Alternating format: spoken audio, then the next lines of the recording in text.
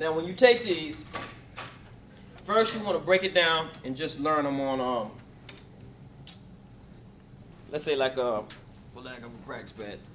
You know, you can get a pillow, get yourself a chair, practice pad, and you can start working on them. You learn them, right? And you, as well as doing them, learn them slow, and then you can increase them. That's going to help your technique, your hands, you know, and that way you build up your chops.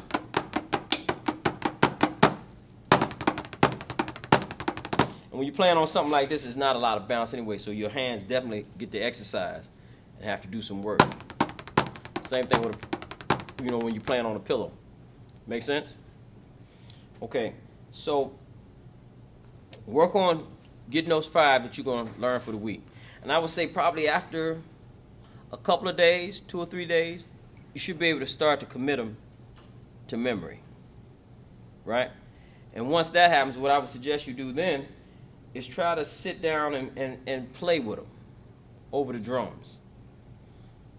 And to do that several ways, I would say one way of doing it is just start playing the drums, whatever you want to play, and see how you can incorporate the rudiments. Everybody have that? I would suggest if you can, you know, write it down. We'll play some 4/4 and play the rudiments. So you just.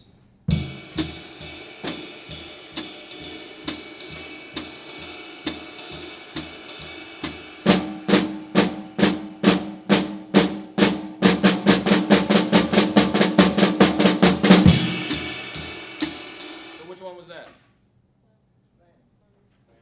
Don't be scared. This is a dance. Well, nah, you have to speak to me. That's the flam. That was just the flam, right? And all I did was play the chord notes. We'll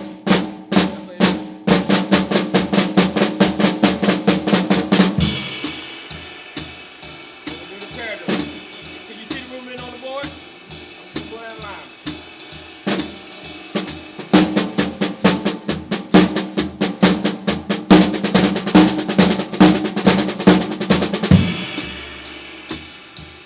Going down on the parallel. That's what we plan back there.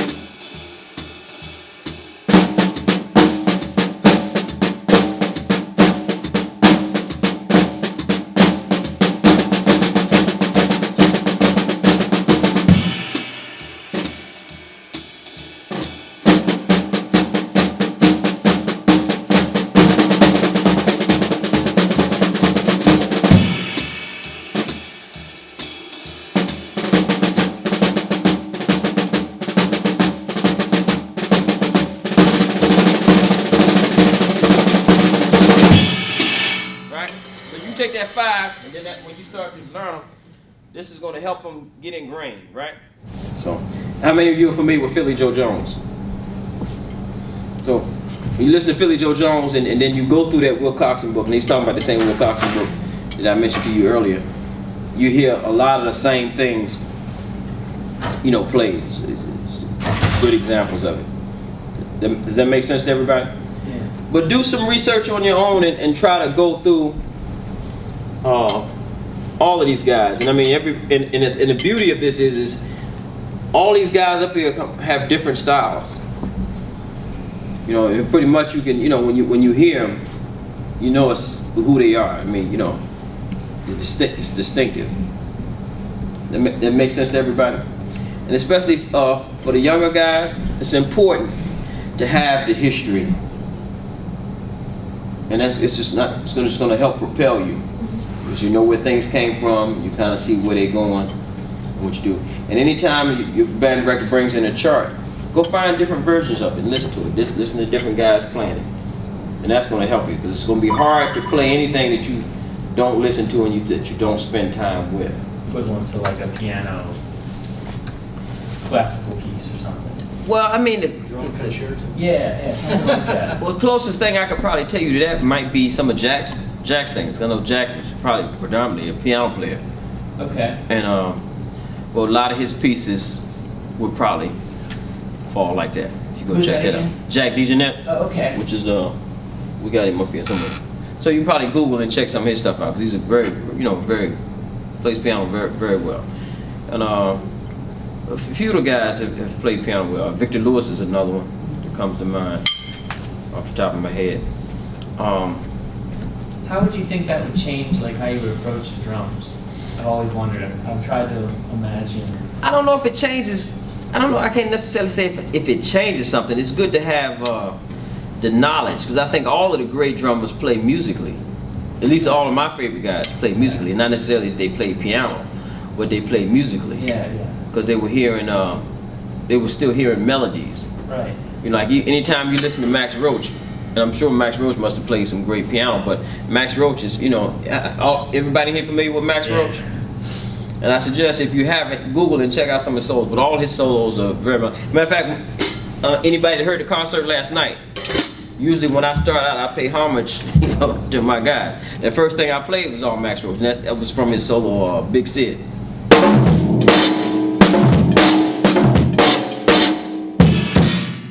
That's all Max. You know what I mean? And but Max was very melodic, because that was my introduction to jazz. Was Max. One of the first records I had was Clifford Brown and Max Roach. That I think the record had Parisian Thoroughfare and all that stuff on. But just hearing the way he soloed and playing all the melodies and stuff, I mean, it was just incredible. So, but did you come to find that most of those drummers had their own way of playing melodic, and this is the key to playing drums. They all sing melody.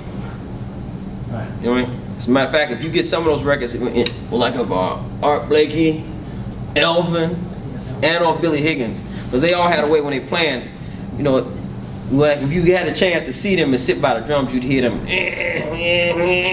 you know, you say, what is that? But they're singing the melody. You know what I mean? And I was very good friends with Higgins. That was my man. You know, but they all play very, very melodic. So, and the more you play the music, that comes, because you know, and that's why I said it's important too to learn songs. You know, you go to a jam session, song gets called, go home and learn. You know. So are the drums related to certain pitches? Like it can be, but not. But you know, and there's some guys that can play the drums and get different pitches out of them. But you can still give the idea of what the melody is, which was an exercise I usually take all the drummers through. And I'm not sure we have enough time to do it today, but usually, so when we're talking about song form, I ask guys about playing blues. I always ask the guys, you know, well, let's play a blues and then have you solo cross it. And one of the songs I tell them, you pick a blues that you can sing that's easy to you. One that I've always found easy is one of Charlie Parker's themes. Now's the time. Any of you know Now's the Time? All right, y'all gonna sing it, right? Everybody ready? 1, 2, 1.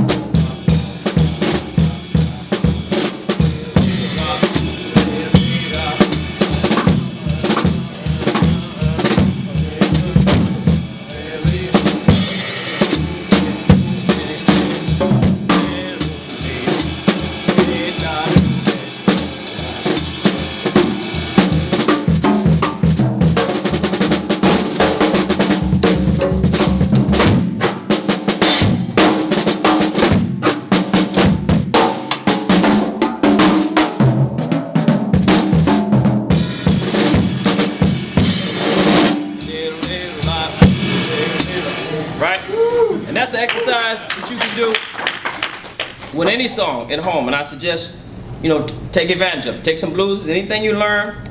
You go to a jam session, a song gets called, you don't learn. Go find a recording, learn the melody, then come home and work with it like that. And you should be able to do that with all the songs that you play. Another good song I usually take guys through, because the form is just a little different, is All Things You Are. Anybody familiar with All Things You Are? Yeah.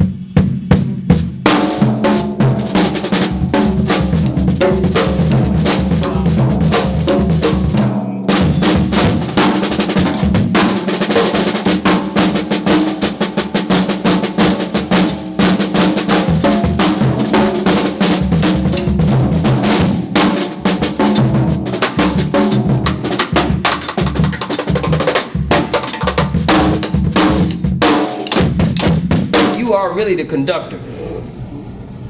Does that make sense to everybody?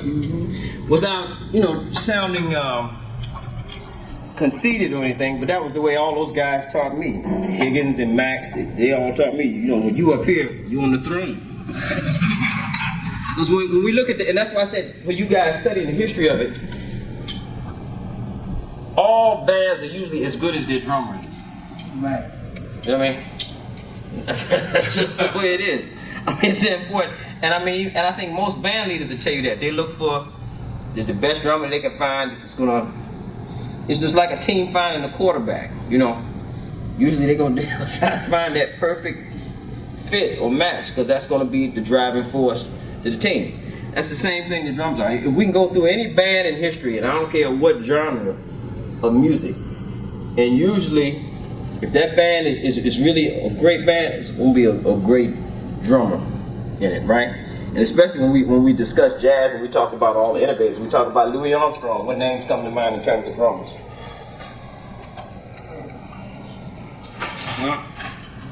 Well, one of the first names which should come to mind is here, Baby Doll. He's one of the first drummers, with Louis Armstrong, right? And then, we talk about Count Basie. What drummers come to mind? Yeah. Papa Joe Jones. He had a slew of great drummers.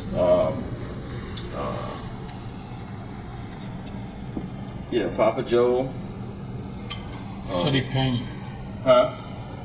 Sonny Payne. Sonny Payne, right? That's what I was thinking. Sonny Payne. So Duke Ellington. All the great drummers that go along with that. If I say Miles Davis, what drummers come to mind? Tony Williams. Tony Williams. Tony Williams is one. Anybody Philly else? Joe. Philly Joe Jones. Jimmy Cobb. Jimmy Cobb. Huh? Jack. Right? Al Foster. Al Foster, right? All those names come to mind. And that's just what it is. So you think of the period of Miles and all that. Charlie Parker, what names come to mind? Roy Higgins, Jackson Roach. Anybody else?